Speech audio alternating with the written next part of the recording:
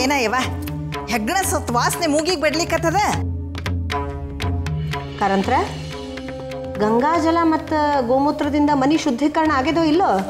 ಆಯ್ತ್ರಿ ಅವರ. ಮತ್ತು ಒಂದು ಲಕ್ಷಣನೂ ಕಾಣಿಸ್ವಲ್ದದ್ರದ್ದು. ಇಲ್ರಿ ಅವರ, 1 ಬಾಟ್ಲು ಶುದ್ಧ ಗಂಗಾಜಲ, 1 ಬಾಟ್ಲು ಗೋಮೂತ್ರ ಎಲ್ಲ ಖರ್ಚಾಗ್ಯದ.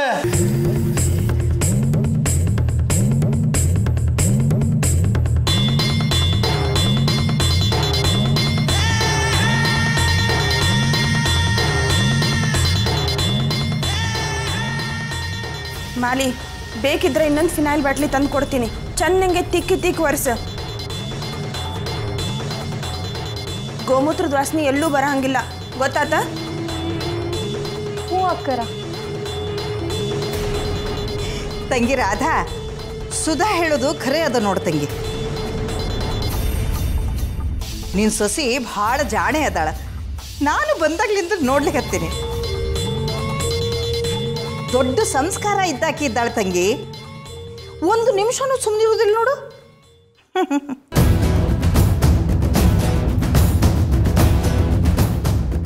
ಮಾಲಿ, ಆ ಟೇಬಲ್ ಕೆಳಗೆ, ಕುರ್ಚಿ ಕೆಳಗೆ, ಆ ಬೀರು ಹಿಂದೆ ಎಲ್ಲ ಕಡೆಗೂ ಚೆನ್ನಾಗಿ ಒರೆಸ್ಬೇಕು.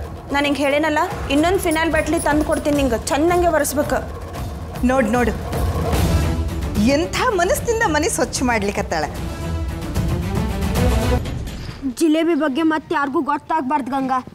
ಅವಸರದಿಂದ ಡಿಸಿಷನ್ ತೊಗೊಂಡ್ರೆ ಏನಾರ ಅನಾಹುತ ಆಗ್ಬೋದು. ಭಾಳ ಎಚ್ಚರಿಕೆ ತೊಗೋಬೇಕು ನಾವು. ಹೌದು ಸಾಗರ, ನೀ ಹೇಳಿದ್ದು ನಿಜ ಇದ್ದು. ಜಿಲೇಬಿನ ನಾವು ತುಂಬ ಚೆಂದಾಗಿ ನೋಡ್ಕೊಳಕ್ಕು ಈ ಜೋಳಿಗೆ ನನ್ನ ಹತ್ರನೇ ಇಟ್ಕತ್ತಿ. ನಾವು ಎಷ್ಟೇ ಜೋಪಾನ ತಗೊಂಡು ಅಕಸ್ಮಾತಾಗಿ ಏನಾದರೂ ಅನಾಹುತ ಆದರೆ ಅವಾಗ ಏನು ಮಾಡೋದು? ನಂಗೆ ಅನ್ನಿಸ್ತು ಆಗ ನಮ್ಮ ಸಹಾಯಕ್ಕೆ ಶಾಂತಜ್ಜಿ ಬರ್ಲಕ್ಕೂ ಹೇಳಿ. ಹೌದು ಗಂಗಾ, ನಡಿ.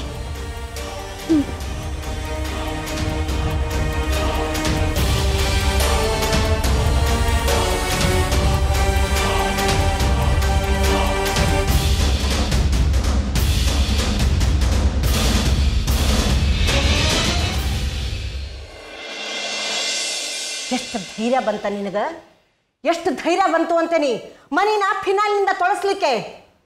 ಮನಿ ಯಜಮಾನಿ ಆಗೋ ಪ್ರಯತ್ನ ಮಾಡಬೇಡ.